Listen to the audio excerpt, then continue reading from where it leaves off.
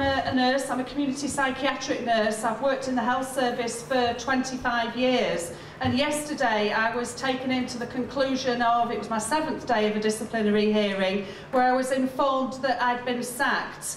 I'd been originally accused of 5 charges, the first one of which that I was interviewed for a magazine in December last year, where I criticised the transfer of health services into the voluntary sector because they pay less and they don't provide NHS pensions, and therefore it's harder for them to recruit experienced nurses, which means the services that they provide don't have as much access to those experienced nurses. That is a gross misconduct charge for which I was sacked. My second offence was that I was suspended in June, and I told people that I was suspended and what for. That is a gross misconduct charge for which I was sacked.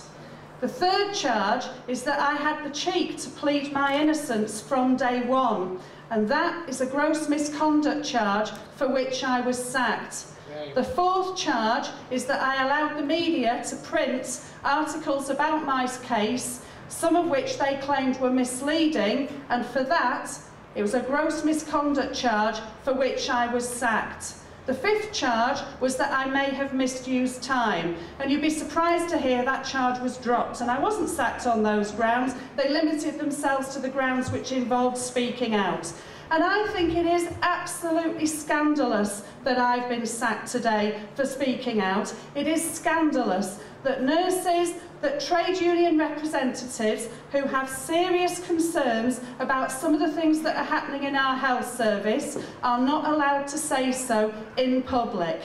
We have been campaigning about cuts in Manchester mental health services, which is not an easy thing to do. It's very complicated and it's not the sexy end of the NHS. But there are very serious concerns that we have about our services. As we stand here today, there are people in Manchester who have section papers completed and are waiting for a bed, and have been waiting for a bed for a week, 2 weeks and 3 weeks, and have not got a bed because when they built the PFI hospital in Wythenshawe, the beds cost 4 times as much as the NHS beds, so they could only afford half as many of them, and ever since then we have had people on waiting lists who desperately need care of hospital.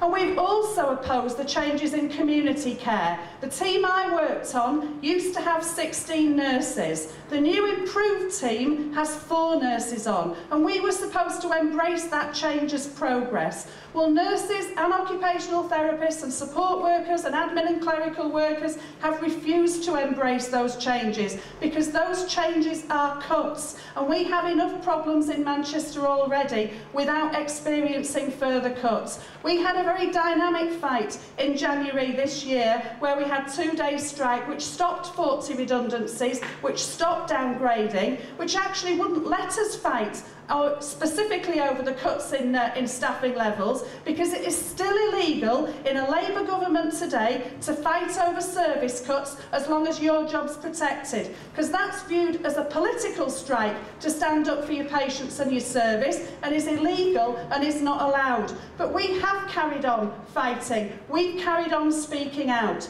and for all that they say, my crime is about being part of the leadership of that fight. And I do think it is unacceptable. It is unacceptable. We do not live in Burma or Afghanistan or old Stalinist Russia or anywhere else. We live in Britain. We live in 2007. We have a Labour government. I don't work for a 2-bit private organisation. I work for our National Health Service, and to sack me for speaking out is a scandal, and it's one that my members will not put up with. It's one that people across the country will not put up with. We've already taken the 700 members of us who were balloted with an 87% yes result for strike action, have already taken 14-day strike action to try and force them to reinstate me.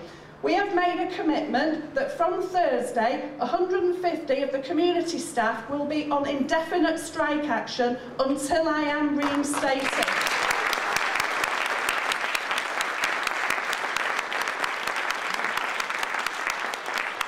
And we don't do that lightly, because because we know that people in Manchester desperately need the services that we provide.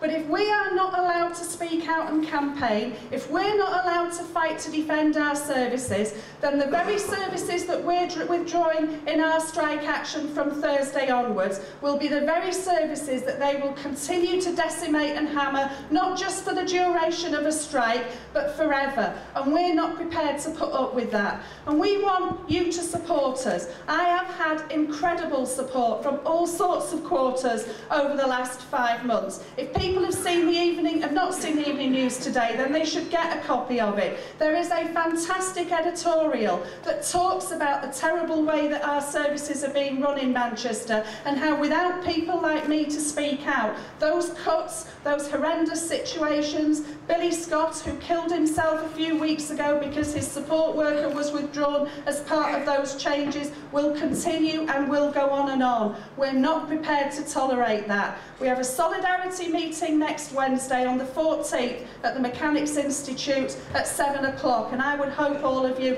are able to come to that. We have a national demonstration on the 24th of November on a Saturday, meeting at 1 o'clock at the Peace Gardens. We have petitions that are being circulated, and we are desperate for money for our hardship fund, because we're in the run-up to Christmas and we have staff who are now taking indefinite strike action with no money bar the £15 a day strike pay, and are very concerned about what's happening. We know that we will get support from around the country, but we need you to be part of that support, because there is no way that we're going to let them get away with this. Not just for me, and obviously for me that's quite important. I want my job. I've been a nurse for 25 years and I like my job. I hate the crap that goes with it, but I like working with the people that I work with, and I'm very good at it. On the very day that I was suspended, I received a letter telling me that they promoted me to a senior nurse practitioner post, and that's the same day that they suspended me, telling me they have no confidence in me as an employee. My trusts are bonkers. My patients are great, but my trusts are bonkers.